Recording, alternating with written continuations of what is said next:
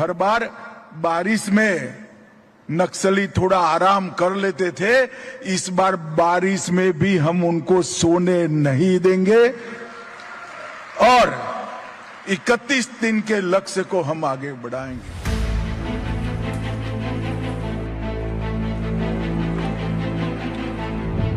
केंद्रीय गृह मंत्री अमित शाह ने नक्सल समस्या के समाधान के लिए टारगेट तय कर दिया है।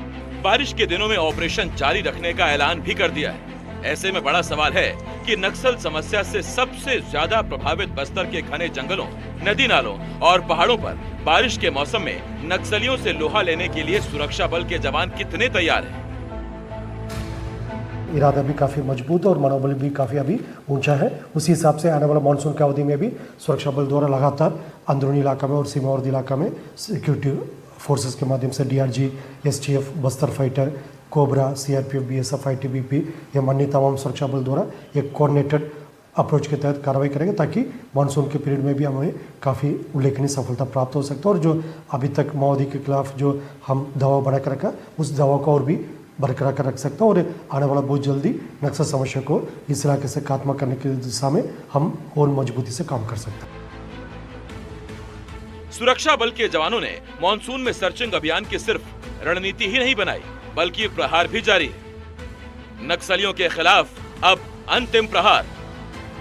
7 जुलाई को बीजापुर नेशनल पार्क इलाके में PLGA बटालियन नंबर 1 की कंपनी 2 के डिप्टी कमांडर सोढ़ी कन्ना को मुठभेड़ में ढेर कर दिया गया। सोढ़ी कन्ना को हिड़मा का करीबी माना जाता था। 9 जुलाई को सुकमा में माओवादी संगठन के RPC अध्यक्ष सोढ़ी गंगा को गिरफ्तार किया गया। सोढ़ी गंगा ASP आकाश राव गिरपुंज को IED ब्लास्ट कर मारने का आरोपी है।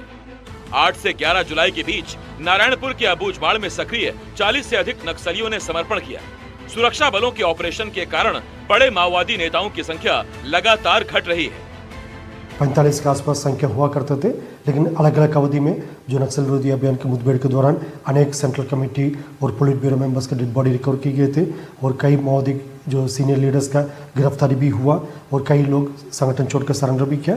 इस प्रकार उनकी संख्या सिमटते सिमटते अभी वर्तमान में सिर्फ 3-4 पुलिस ब्यूरो मेंबर और 8-9 सेंट्रल कमेटी मेंबर इस प्रकार का उनके टॉप लीडरशिप का संख्या 12-14 की संख्या में सिमट गए थे और उनके बारे में भी अभी लगातार सूचना एकत्रित करके सुरक्षा बल द्वारा फोकस्ड ऑपरेशन संचालित की जा रही है और हमें पूरा विश्वास है आने वाला बहुत जल्दी जो माओवादी के सभी प्रकार का जो कैडर्स है, टॉप लीडरशिप से लेकर जो मिडिल लेवल और जो नीचे उनका बेस कैडर्स, सबके खिलाफ हम प्रभावी रूप से कार्रवाई कर सकते हैं। उनके पास अभी मात्र एक ही विकल्प है, हिंसा त्याग करके आत्मसमर्पण करें। बस्तर के जंगलों में सुरक्षा बलों के बढ़ते दबाव के बीच नक्सली भी वारदातों को अंजाम देने से नहीं चूक रहे। 8 जुलाई को बीजापुर के तिमापुर मुरदंडा मार्ग पर गश्त पर निकले जवानों को IED ब्लास्ट कर निशाना बनाया गया। नक्सलियों के इस हमले में CRPF के 2 जवान घायल हुए।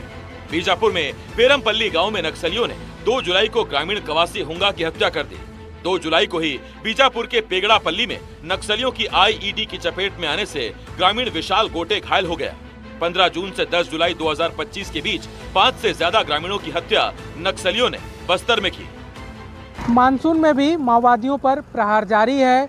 तय समय सीमा में माओवाद समस्या खत्म होगी या नहीं, इसका जवाब मार्च 2031 में ही मिलेगा। लेकिन सुरक्षा बलों के बढ़ते दबाव के बीच वारदातों को अंजाम देकर माओवादी भी खुद की मौजूदगी दर्ज कराने से नहीं चूक रहे हैं।